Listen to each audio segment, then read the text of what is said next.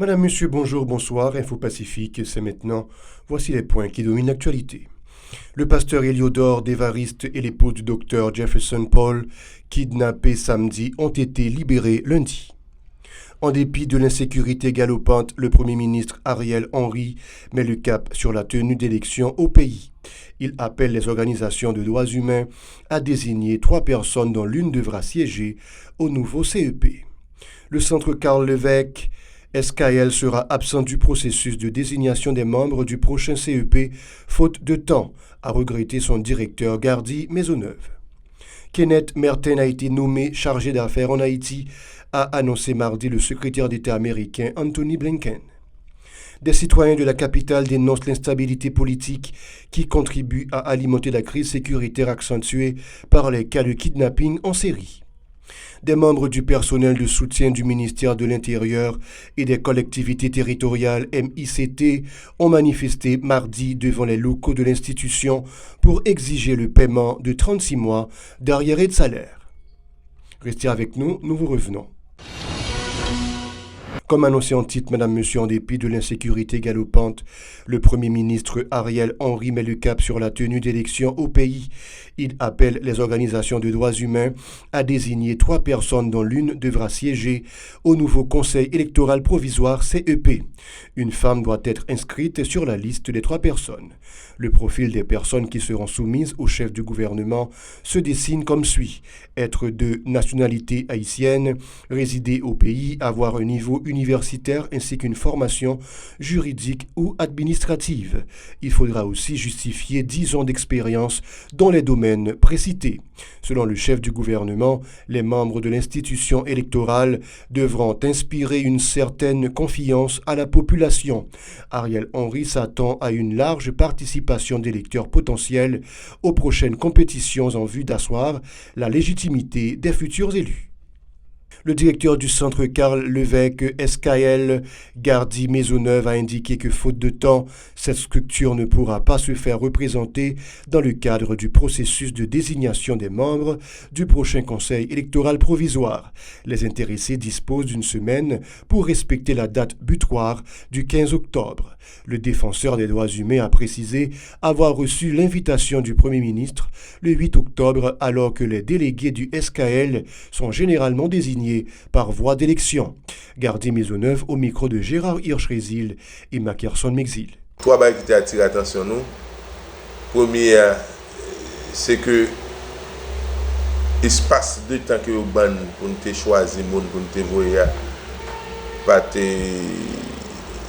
t'écoute. Parce que c'était hier qui était 10, je crois. Pour nous voyer. Là, souhait. Et pour nous garder le samedi, le dimanche, et puis le lundi pour nous reprendre le travail. C'est un premier point que l'espace de temps pas favorable pour nous. Deuxième point, c'est que je demande nous pour nous faire une sélection de 3 personnes pour nous voir ici nous et puis centre Karl Levesque nous avons nous travail. Nous pas jamais fait sélection, nous faisons élection que tout le monde vienne voter au monde que yo croit qu'il a représenté dignement. Plus loin, Gardy Maisonneuve se dit préoccupé par l'escalade de la violence qui n'est pas du tout propice à la tenue d'élections en Haïti. Les actes de kidnapping empoisonnent le quotidien des citoyens, condamnent le religieux. Pour lui, la communauté internationale devrait prendre acte de la crise globale qui ne fait qu'envenimer.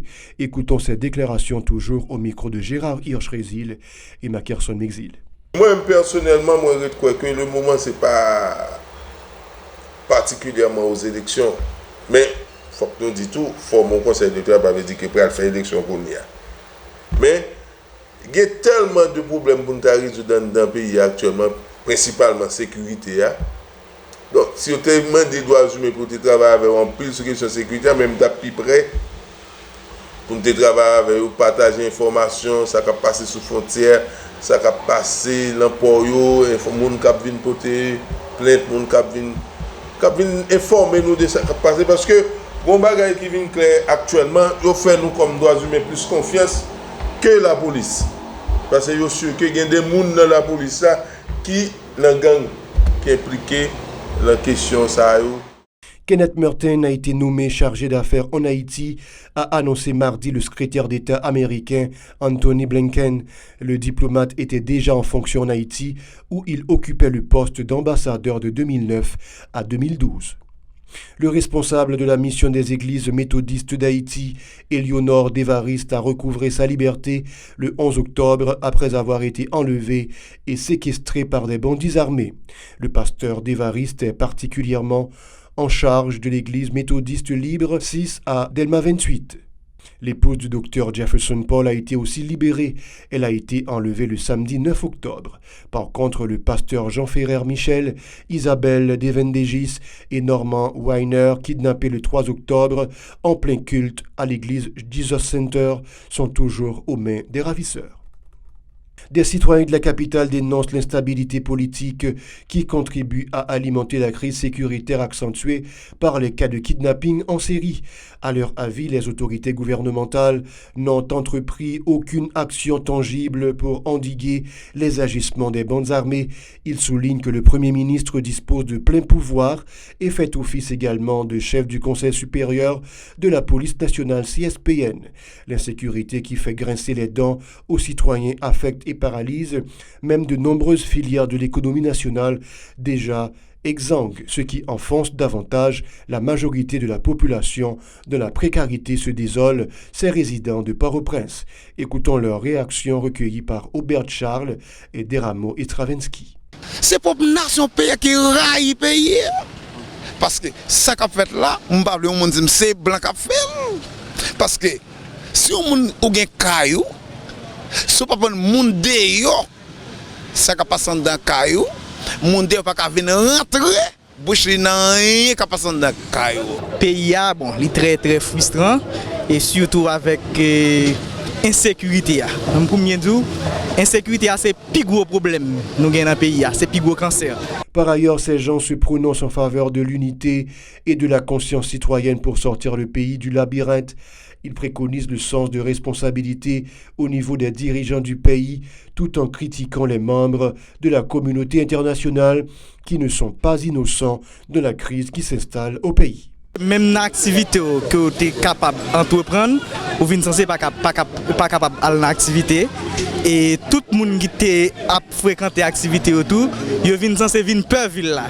Même ça n'a pas demandé dans le pays, juste nous besoin de l'État qui pour créer une atmosphère qui sereine pour tout petit pays capable de vivre normalement dans le pays.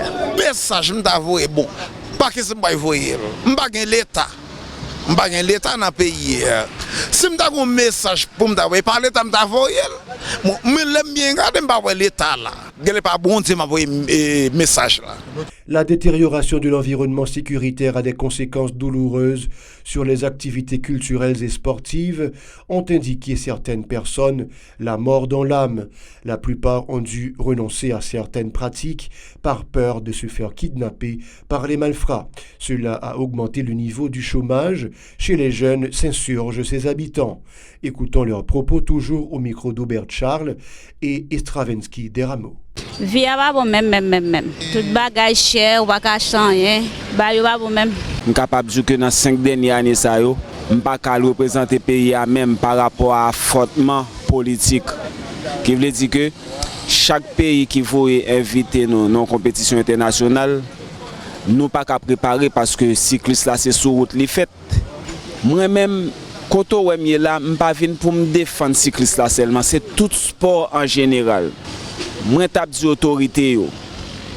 Si yo te voté loi sport dans le parlement, journée jodi a toute fédération gagne yo t'a joindre un cob chaque année pour yo faire événement national, m'pas cacher dio tout ti moun k'ap levé et là ça nous t'a vinn gen moins délinquance. Parce que Timoun, c'est depuis à la base, il n'y a pas rien pour le faire qui fait demain si Dieu veut le venir chimer. Des membres du personnel du soutien du ministère de l'Intérieur et des collectivités territoriales MICT ont manifesté mardi devant les locaux de l'institution pour exiger le paiement de 36 mois d'arriérés de salaire. Ils pressent le titulaire du MICT, Litz Kittel, de prendre en charge leur dossier indiquant que ce type de situation se répète périodiquement au niveau de cette entité. Ils ont en outre réclamé des lettres de nomination pour leurs collègues contractuels. Leurs doléances ont été recueillies par Vladimir Pridville et Mackerson Mixil. Nous avons des objectifs que nous avons. Nous ne pouvons pas politiser aucun an. C'est le bagage que nous avons besoin pour nous toucher 36 mois que nous devons dans le ministère de l'Intérieur. Et c'est surtout, deuxième bagage que nous avons demandé PM Ariel pour le capable de signer lettre de nomination que nous avons dans le Nous là, depuis sous ministre Albin, 2017-2018. Depuis sous ministre Albin, on va nous bagaille. 2018-2019, 2019-2020, 2020-2021, 21-22, on va nous rien. Avec nous avons 36 mois que nous devons. Nous sommes hommes et femmes ménagers qui travaillent dans le ministère de l'Intérieur. C'est nous-mêmes qui faisons travail, qui job, qui pisse là. Nettoyer toilettes, botter fatra, passer mop. Clean jardin, tout le bagage, couper fleurs, tout le bagage.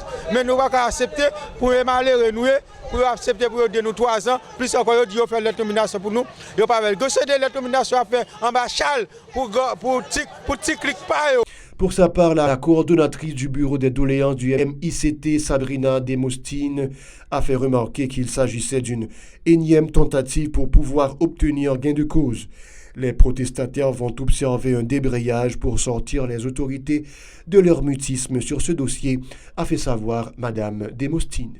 Nous-mêmes, en tant qu'employés qui ont travaillé dans le ministère intérieur, nous sommes près du 10e mouvement. Je te dis que ça, c'était un budget qui peut voter. C'était un budget qui t'a monté. Nous avons 20 ans de budget. Mais je dis, à phase là, arriver dans une situation, côté employé, mélangé à contractuel, petit personnel dans le ministère intérieur, arriver dans le cafou, côté que vous pas capable encore. Petit personnel l'a dit lui-même, côté que vous même, vous pas nettoyer les toilettes encore, il va jusqu'au l'autre, vous dit c'est grève pour le ministère bloqué jusqu'à nouvel ordre, jusqu'à ce que vous payez. N'a dit PM Ariel, prend responsabilité. Ministre Finance ou même que journée aujourd'hui, parole à pas le faire connaître. C'est vous bloquer toute bagaille qui permet que moun yo pas qu'à toucher. Et bien nous-mêmes, n'a dit dans le ministère intérieur que faut ministre Ariel dégager, pressé pour qu'il permette de faire parole sa fête, pour qu'il permette le ministère à fonctionner. Le conseiller en accessibilité et en accompagnement des personnes vivantes avec un handicap, Carl-Henri Saint-Pierre, invite les instances concernées à plancher sur la situation des personnes à mobilité réduite, indiquant que cette catégorie est confrontée à toutes sortes de discriminations dans la société haïtienne. Ces gens n'ont pas vraiment accès aux services de base tels l'éducation et la santé. Il était joint au téléphone par Gisèle Jacob. L'infirmité motrice cérébrale, là, qui est aussi paralysie cérébrale. C'est un diagnostic handicap qui est plus courant la Haïti. Pour me faire et auditeur, il y a fait des explications. Nous connaissons soit des gens qui se font faire roulant, des gens qui ont détiré pour continuer, ils ne pas parler, ils sont fauteurs roulants. Généralement, c'est souvent des gens qui gagnent et diagnostic handicap qui fait la carrière, c'est bien paralysie cérébrale. Donc, ce qui cause souvent, c'est que les mamans en grossesse, il y a de malformation, ou bien l'affaire de automédication, ça a été des causes qui ont engendré ça. Ou du moins, tout maman, durant l'accouchement, si nous avons manqué d'oxygène, nous avons parlé, nous avons dit, si nous avons fait un plus dans la passage, et que dans la période, ça a manqué d'oxygène, ça a fait des causes qui sont capables de mener une paralysie cérébrale dans la Haïti. Ou du moins, tout, si nous avons été fait, soit il y a des problèmes, ou bien on maladie, et qui menait à question paralysie cérébrale là. C'est la fin de cette édition. Merci de votre fidélité. Je vous laisse en compagnie de la programmation.